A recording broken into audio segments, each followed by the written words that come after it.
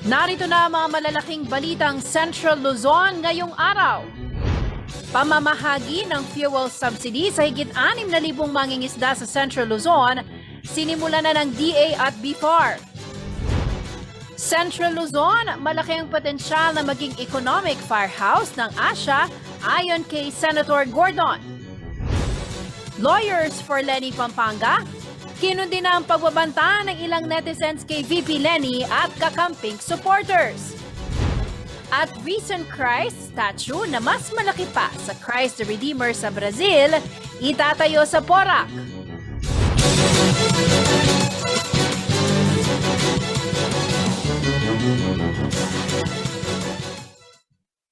Magandang gabi karehiyon. Ako po si Jennifer Salenga. Oras na para sa mga maiinit na balitang Central Luzon.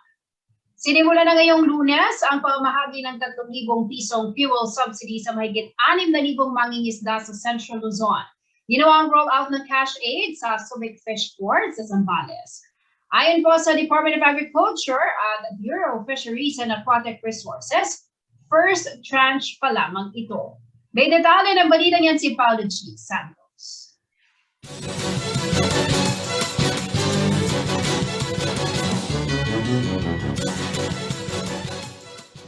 Matapos mamahagi ng fuel subsidy sa mga mangingisda at magsasaka sa Central Visayas, napili naman ng Department of Agriculture na i-roll out ang nasabing programa sa Central Luzon dito sa Zambales.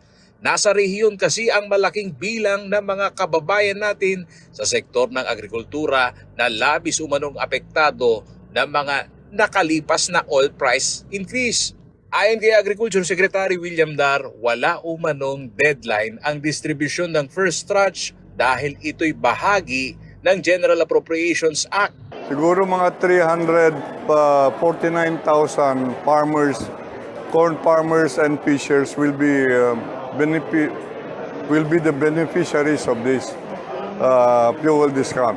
Sa kabila nito, target ng DA na maipamahagi ito hanggang katapusan ng Marso habang inaasahan naman umano na mai-roll out ang second tranche sa buwan ng Abril.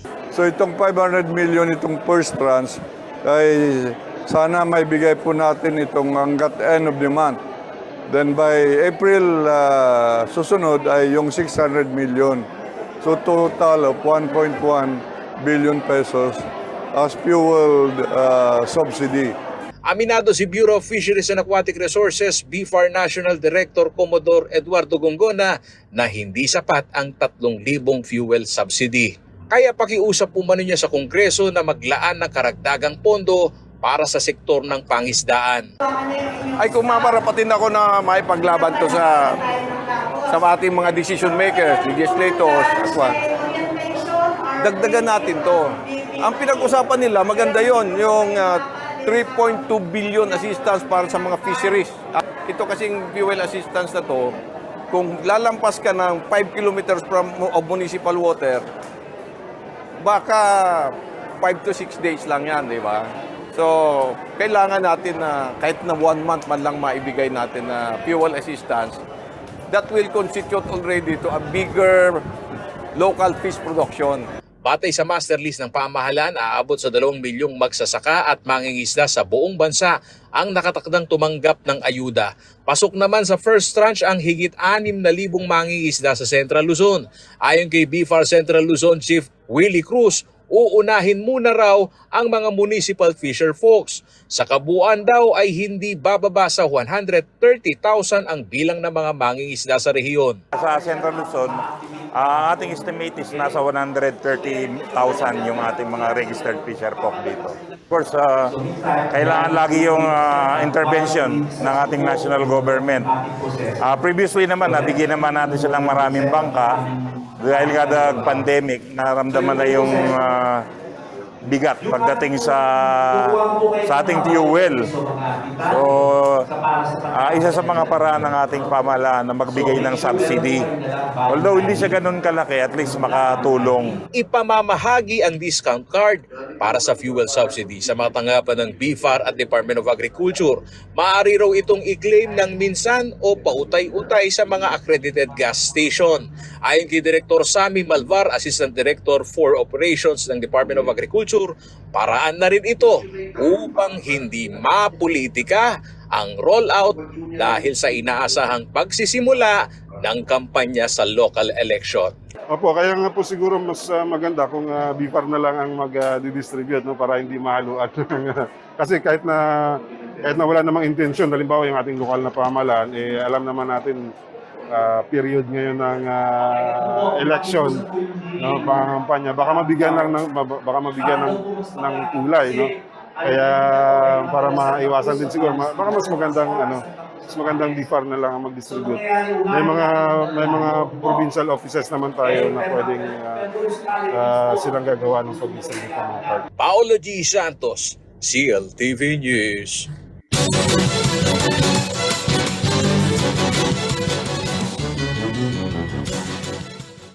Plano ngayon ng Department of Trade and Industry na magsagawa ng mas maraming diskwento caravan upang kahit papaano'y maging abot kaya pa rin daw ang bilihin para sa publiko. Ito'y kasunod ng pagtaas ng presyo ng produktong petrolyo na may direktang epekto naman sa presyo ng mga pangunahing bilihin. Narito po ang report.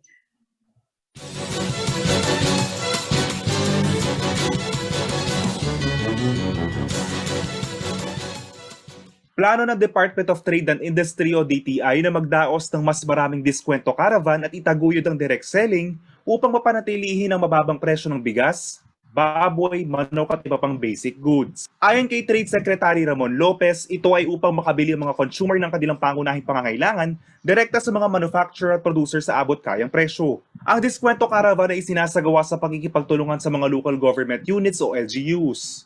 Dagdag pa ng kalihim, magsasagawa raw ang DTI ng pilot test at permanenteng diskwento caravans sa iba't ibang lugar sa bansa.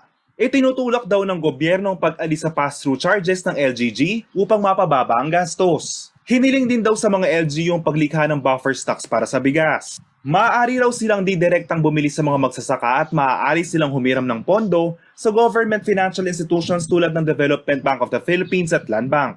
Bagamat may presyong reasonable dapat na programa ang DTI kung saan mabibili ang mas murang bigas at baboy sa mga participating supermarkets at retailers, sinabi ng kalihim na may iba pang forma ng suporta na ibinibigay ang gobyerno upang mapababa ang presyo ng bigas. Sa ilalim ng Rice Tarification Law, 10 billion pesos na halaga raw ng suporta kada taon ang ibinibigay sa rice farmers. Ito'y sa pamamagitan ng pamamahagi ng mga binhi, makinarya, pataba at cash assistance. Namimigay din ang Department of Agriculture ng fuel voucher sa mga magsasaka. Samantala, pinag-aaralan pa raw ng DTI ang kahilingan na adjustment sa Suggested Retail Price o SRP sa ilang basic goods. Kabilang sa mga nag-request ng pagtaas ng SRP ang manufacturers ng evaporated at condensed milk, canned meat at sardinas. Kailangan muna daw ang approval ng DTI bago magkaroon ng anumang adjustment sa SRP ng basic necessities at prime commodities bago ito maipatupad. Kasama si Jennifer Salenga, JM De Jesus, CLTV News.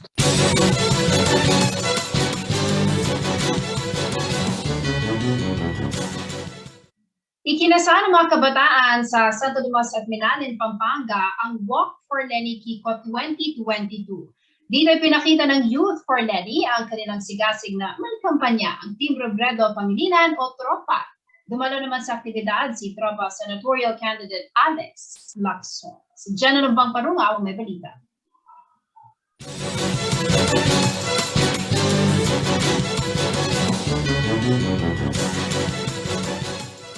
Napuno ng kulay rosas ang kahabaan ng kalsada mula Santo Tomas hanggang Minalin, Pampanga nitong Sabado dahil sa higit 300 kabataan na nagboluntaryong sumali sa Walk for Lenny Kiko 2022. Ang aktibidad ay inorganisa ng Youth for Lenny Santo Tomas at Youth for Lenny Minalin. Ilan sa mga sumali ay hindi lamang umano nakikiuso, ngunit alam daw nila kung bakit si Vice President Leni Robredo ang dapat na suportahan para susunod na Pangulo ng bansa. Malaki po yung ambag ng kabataan, malaki po yung role ng kabataan sa pagboto natin ngayong election. Dahil tayo makikinabang in the pictures at maliwan yung mga naidolo natin. Tayo din yung nag-suffer sa mga consequences. Ano yung mga magiging ng ating decision ngayong election. Si Bibi Lenny po yung ipoboto ko ng presidente. Dahil unang-una hindi po siya magnanakaw.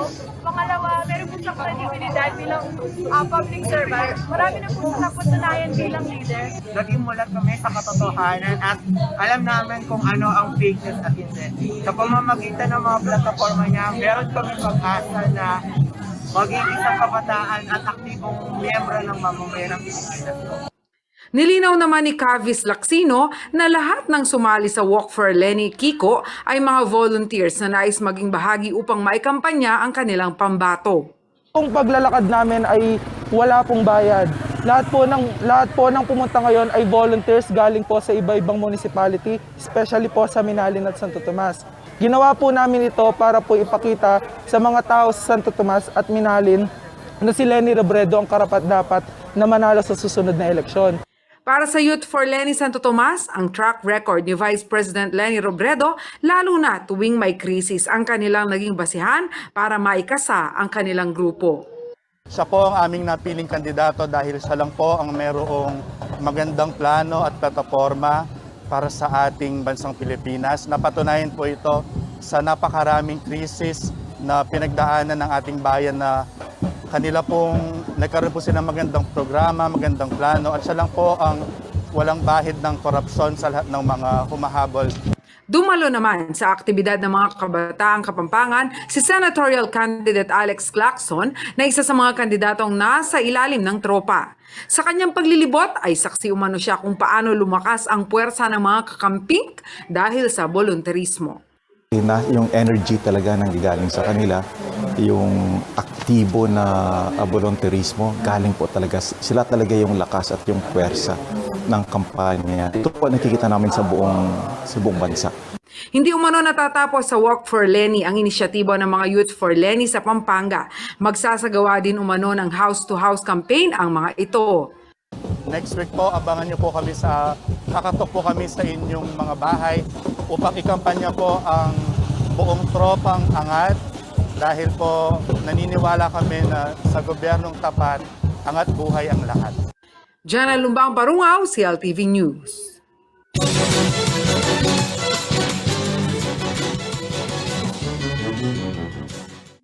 Sa pagbabalik ng CLTV News. Lawyers for Lenny Pampanga, kinundi na ang pagbabanta ng ilang netizens kay VP Lenny at kakamping supporters. At matalino at tapat na kandidato, nais mamuno sa gobyerno ng ilang netizens. Manatiling nakatubang para sa iba pang mga nauunang balita ngayong araw.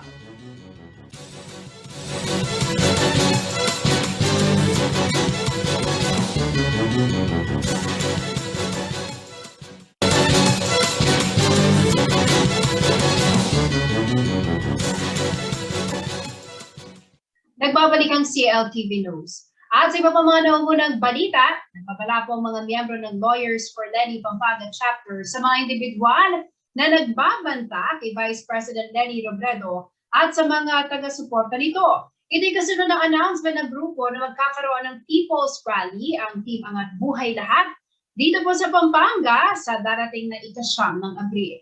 Narito ang detalye ng balita niya.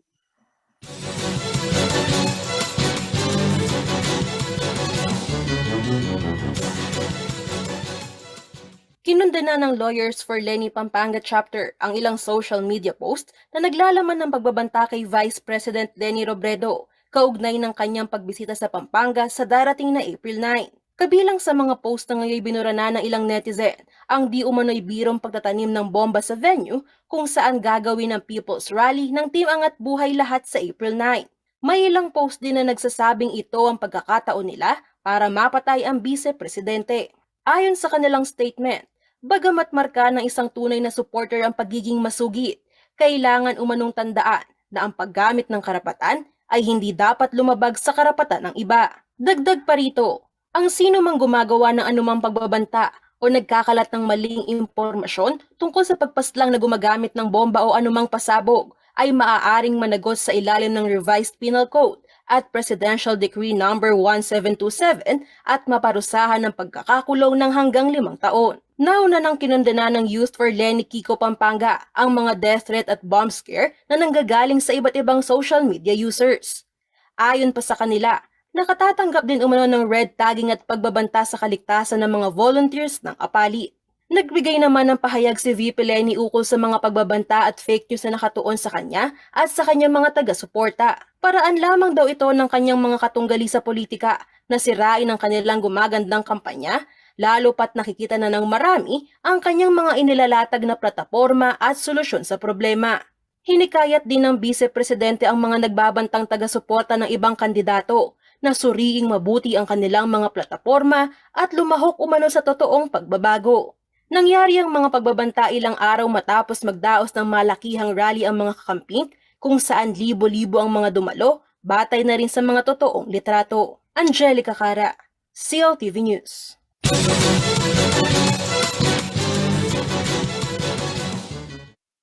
At kung di po na balitang yan, makakapanayam natin si Paulo Ponyo Cruz, ang Provincial Convener ng Youth for Leni, Kiko, Pampanga. Magandang gabi sa iyo, Paulo. Welcome sa CLTV News. Magandang gabi, Jennifer, at sa mga tagapanood natin sa CLTV. Una sa lahat, ano ang reaksyon mo, no, na mukhang talagang umiinit na, no, kahit yung pangangampanya ngayon dito sa Pampanga, meron ng mga pagbabanta na kasama mula naman sa mga supporters ng ibang kandidato. Anong reaksyon mo dito, Paulo? Oo, inaasahan naman natin itong mangyayari dahil papatapos na, kumbaga, ilang araw na lang at magsisimula na rin ang ating local campaign. At paglilinaw lang ito na talagang para sa amin sa Youth for Leni, Kiko, Pampanga, lumalakas ang aming hanay, lumalakas ang aming kampanya. At lalo pa siguro natatakot o kinokonsidera nila na kami ang nananalo sa lagay na ito. Kasi kung totoo na kami ay ang aming kandidato, si VP Leni at ang buong tropang angat ay ang mga dehado sa kampanyang ito, hindi sila maglalabas ng mga ganitong mga smear campaign. Mm-hmm. Bakit nga ba, Paulo, ganito na lamang kasigasig ang Youth for Leni and Kiko? Dito sa Pampanga na talagang ikampanya itong dalawang kandidato na ito. Ano ba ang nakita ninyo at talagang call out ang suporta na pinapakita ng mga kabataan? Kolektibo kasi itong hangad o nasa ng kabataan. Kami mga kabataan ang isa sa mga pinaka-naapektuhan dito sa pandemya. Kaya marahil nagsama-sama ang kabataan, napakarami ngayon na naghahangad talaga ng maaasahang gobyerno. Mula sa sektor ng edukasyon na hanggang ngayon ay wala pa ring malinaw na landas. Itong mga pangarap siguro ng kabataan na tila ba hindi nagkakaroon ng malinaw na patutunguhan. Dahil na rin dito sa kawalan ng sistema, kawalan ng programa ng gobyerno. Nakikita namin na tanging si VP Leni at Senator Kiko, ganoon na rin ang buong tropang angat na sila lamang ang makapagbibigay ng malinaw na landas doon sa nais naming makita sa kasalukuyang administrasyon. Alright. Kaugnay naman itong mga pagbabanta, no, na lumabas sa social media. Ano ang ginagawa ng inyong kampo, no? Kaugnay nito? Of course, hindi pwedeng ipagsawalang bahala, no, itong mga ganitong pananakot. On your end, ano ang ginagawa ninyo, no, to make sure na itong ino-organize na campaign rally for VP Leni ay magiging maayos? Una-una na aming nakikita na parang mayroong troll farm na nag-ooperate dito sa Pampanga. No? Kasi marami talaga ang nagtotroll na nanggagaling dito sa lalawigan ng Pampanga at aming sinasabi na hindi yata likas sa mga Kapampangan ng trolling. No? So napasok tayo ng masamang kultura. Sa amin ngayon, ina-identify namin isa-isa ito. Tinutulungan namin itong Lawyers for Leni.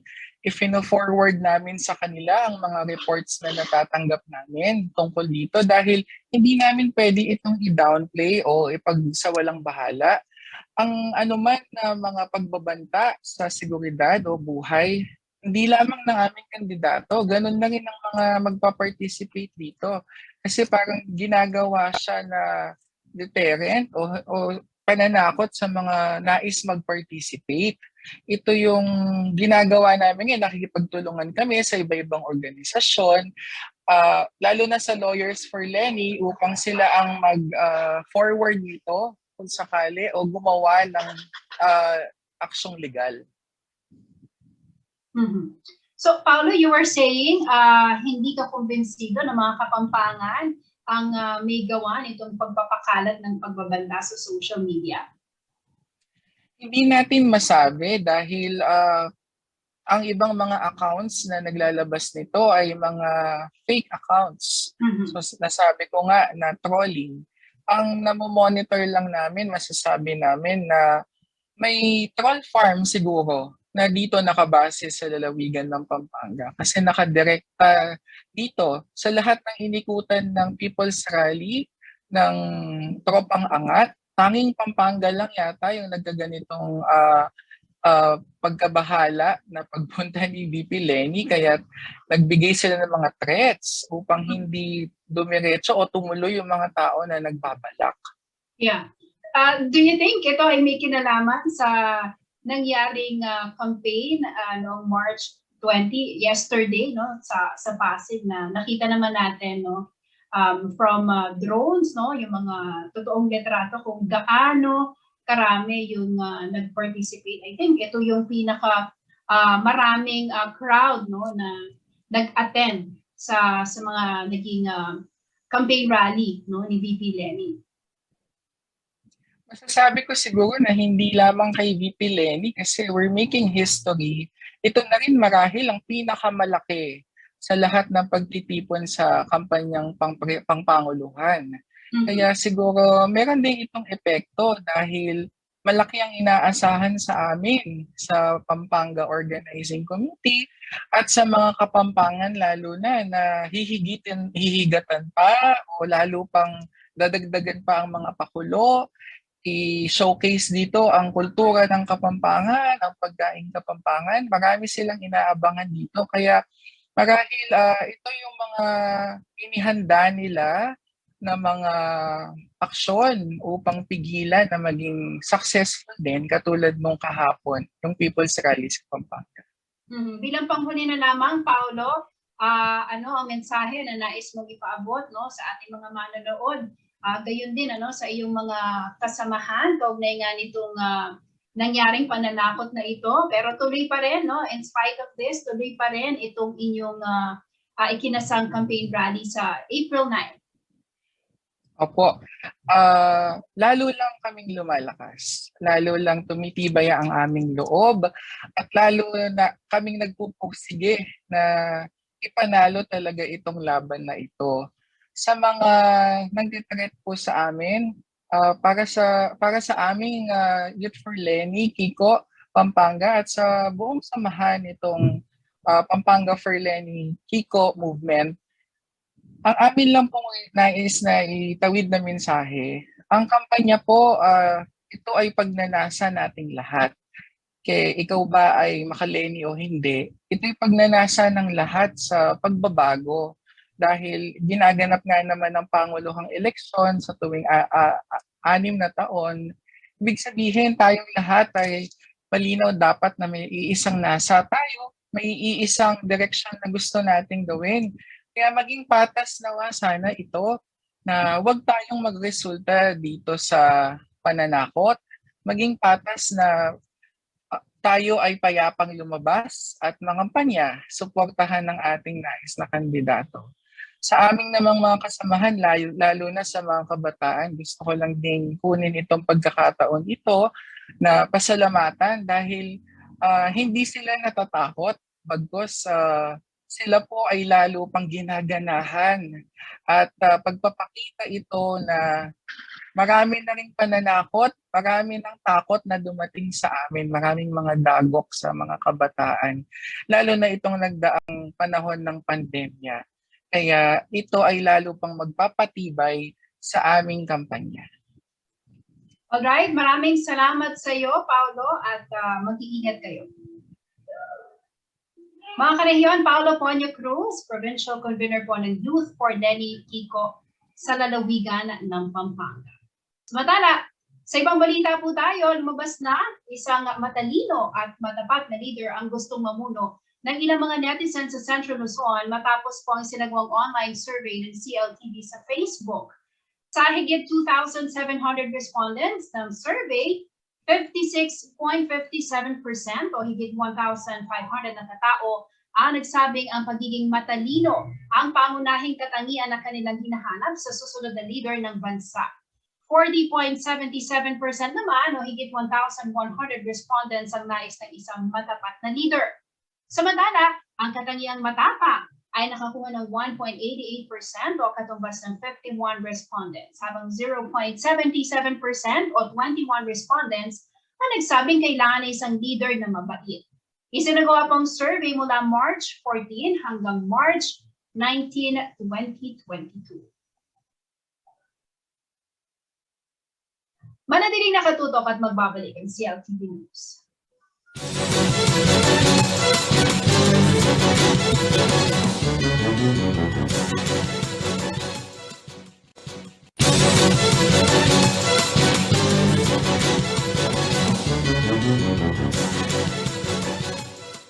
Nagbabalik ang CLTV News. Samot-saring aktibidad na inihahanda ngayon ng Holy Angel University Center for Kapampangan Studies para bigyang pugay ang mga bayani ng World War II habang papalapit ang araw ng kagitingan.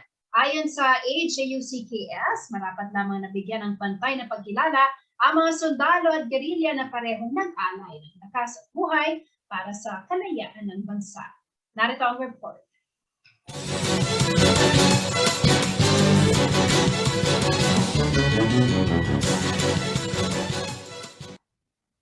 Isang programa ang hinanda ng Holy Angel University Center for Kapampangan Studies o HAUCKS bilang pagpupugay at parangal sa parehong mga sundalo at gerilya na nagsakripisyo ng kanilang mga buhay noong World War II. Ang programang Tepangan at Tetagan na Loob o Valor and Fortitude ay magkakaroon ng iba't ibang aktibidad simula March 29 na siyang ika-80 anibersaryo ng pagkakatatag ng Hukbalhap Resistance Movement, maging sa April 9 na siya namang ika-80 taong anibersaryo ng Fall of Bataan. Isang wreath-laying ceremony ang magaganap sa National Historic Marker sa Cabiao, Nueva Ecija sa March 29. Sa lugar na ito, itinatag ni Huk Supremo Luis Taruc kasama ang iba pang gerilya ang pinakamalaking resistance movement ng bansa laban sa mga Hapon. Mag-aalay din ng HAUCKS ng bulaklak sa puntod ni Taruc sa San Luis, Pampanga sa parehong araw. Isang libreng webinar naman ang isasagawa kung saan tampok sina War Historian Dr. Rico Jose at Bamban Museum Curator Ronnie de la Cruz sa April 6. Magbabahagi si Dr. Jose ng kaalaman patungkol sa Jose Banal Regiment. Lecture sa naging papel ng mga Aita noong World War II naman ang tatalakayin ni de la Cruz. Maaaring makita sa Facebook page ng HAUCKS ang iba pang detalye.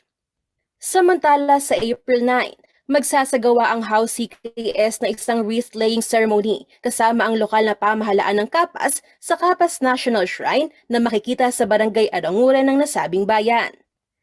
Ang lugar na ito ang naging concentration camp ng mga Death March survivor. Ilang performances din ang itatanghal sa nasabing kaganapan.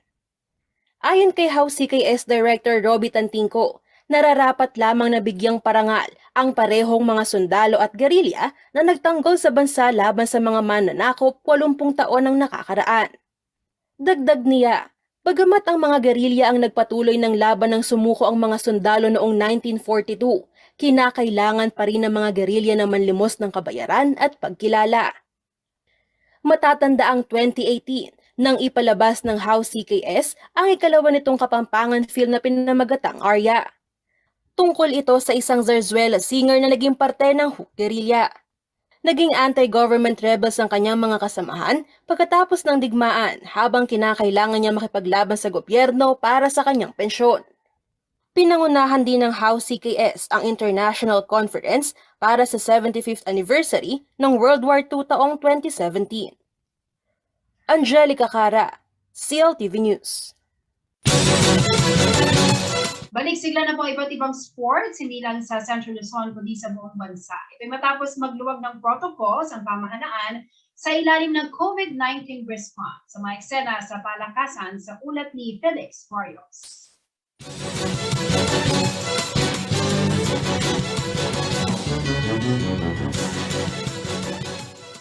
Matapos halos ang 2 taon na on and off season ng iba't ibang sports, unti-unti nang bumabalik sigla ang larangan ng palakasan kasunod ng pagsasailalim sa Alert Level 1 COVID-19 response ng maraming lugar sa bansa. Kabilang na rito ang mga professional at amateur leagues o maging simpleng pag-ehersisyo lamang ng bawat grupo o individual. Sa professional sports, mainit nang muli ang bakbakan ng mga kupunan na kasali sa Philippine Basketball Association at National Basketball League para makamit ang kanilang minimithing championship.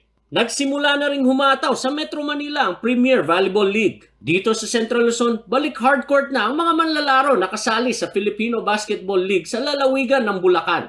Para naman sa martial arts, ginanap na rin ang Universal Reality Combat Championship ngayong nakaraang linggo. Ang mga basketball courts na dati ay ginagawang venue para makapagbigay ng ayuda, ngayon ay nagkakasigla na. Bakas naman sa mukha ng mga manlalaro ang tuwa at kasabikan sa bawat pagtalbog ng bola. Kwento ng ilang kabataan, humanap na lamang daw sila ng ibang libangan noong ipinatigil ang pagdaraos ng contact sports. Gaya na lamang ng paborito nilang basketball. Isa na rito si Daniel Pangilinan ng Del Carmen, City of San Fernando, Pampanga, na mahilig sa paglalaro ng basketball. Di naman po natin inaasahan na magkakaroon po ng pandemya. At mawawala po yung hindi po natin malalaro po yung hilig natin. So pinalitan ko din po ng yung nag-exercise po ako sa bahay, nag-workout yan. Para po hinahanap po kasi ng katawan ko yung pinagpapawisan po. Dahil nga walang basketball that time, siguro nag-workout ako every morning. Dahil syempre kahit di naman tayo magaling mag-basketball, gusto rin natin pawisan kahit nasa bahay po tayo. Lubos na pag-iingat pa rin ang pinapaalala ng mga medical professionals at maging ng Department of Health upang maiwasan ang pagkalat ng COVID-19 kahit na nasa Alert Level 1 COVID-19 response ang buong rehiyon. At ngayong nagsimula na ang summer season, may kahilingan lang ang mga gaya ni Daniel. Kung magkakaroon po ng liga at kung magkakaroon din po ng privilege na makasali po sa liga, yun po, ang tatake ko po yung privilege na makasali po. Felix Barrios, CLTV News. Sinimulan na nitong linggo ang pagtatayo ng higanteng statwa ng Risen Christ o muling pagkabuhay ni Kristo sa bulubunduking bahagi ng Porac, Pampanga. Mas malaki man ito sa kilalang Christ the Redeemer statue sa Brazil. Ang nasabing statwa ay may tuturing umano ng global landmark at pilgrimage place sa Pilipinas. May exclusive report si Paulo G. Santos.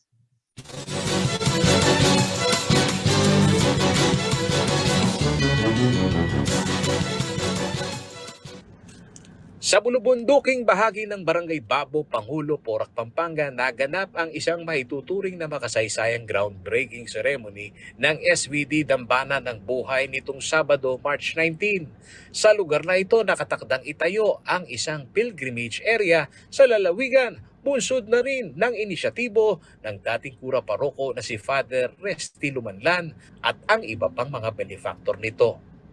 The original plan here and design is due to the world-famous architect June Palafox. But that plan was for 5 hectares, and we could not continue there because something went wrong, and we had to come here. And blissfully, it is really it's really the plan of God that it will be here.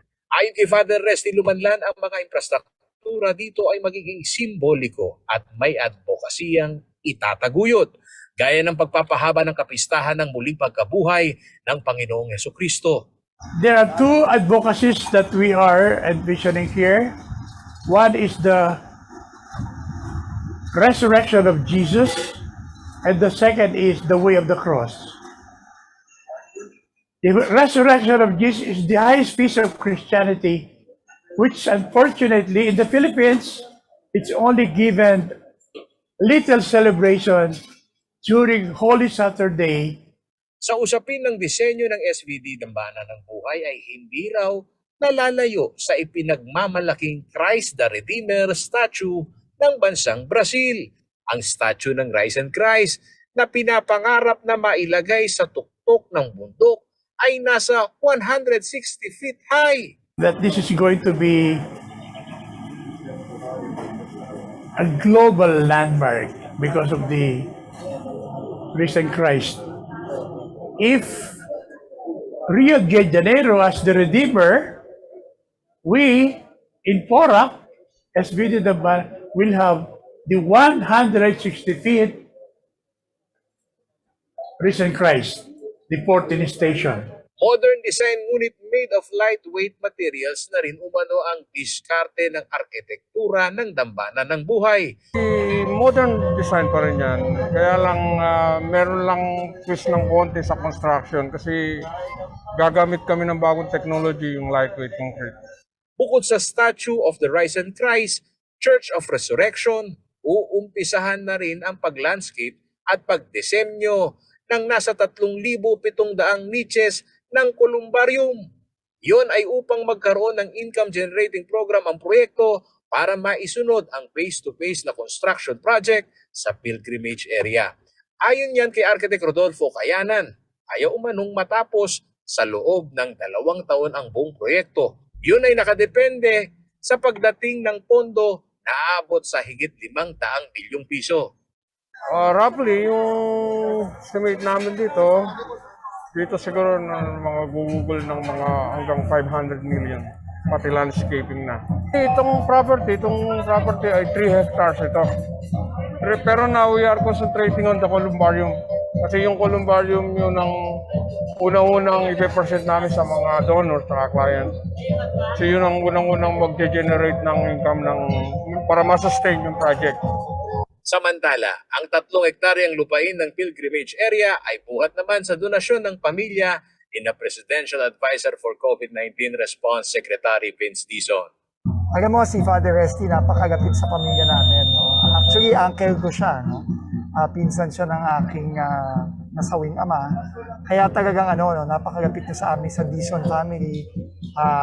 Kaya talagang nung pinresent niya yung idea na to sa pamilya, talagang hindi kami nag-hesitate noon na talagang tumulong.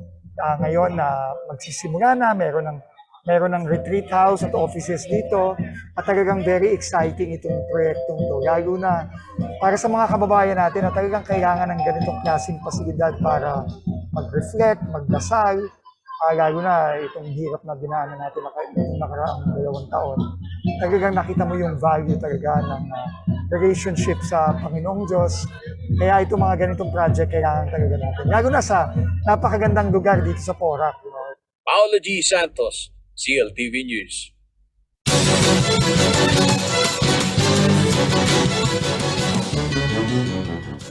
Alamin naman natin ang magiging lagay ng panahon mula kay Romani Esguerra, ang Chief Weather Forecaster ng Pag-asa Clark.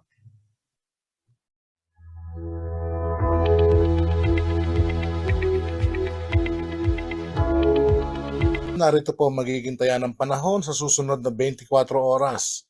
Easterlies pa rin po nakakaapekto dito po sa may Central at Southern Luzon, samantala po kasama na rin ang Visayas at Mindanao.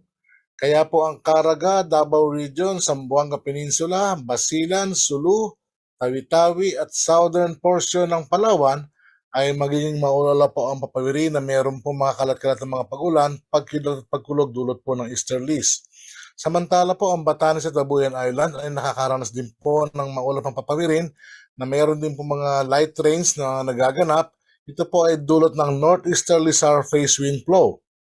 At ang Metro Manila po at nalalabing bahagi pa ng bansa kasama na po ang Pampanga ay bahagi hanggang sa Kumisan ay magiging maulap po ang papawirin. Meron lamang po tayong inaasahan mga isolated rain showers at thunderstorm. Ito po ay dulot din ng easterlies at ng localized thunderstorm. So ito lamang po yung mga weather system na binabantayan ng Pag-asa na nagbibigay po ng mga pag-ulan sa ibang parte ng ating bansa. So pinag-iingat pa rin po ang lahat. At yan ang mga balitang nakalap ng CLTV News. Kasama ang buong puwersa ng CLTV News and Current Affairs. Ako po si Jennifer Salenga. Maraming salamat po.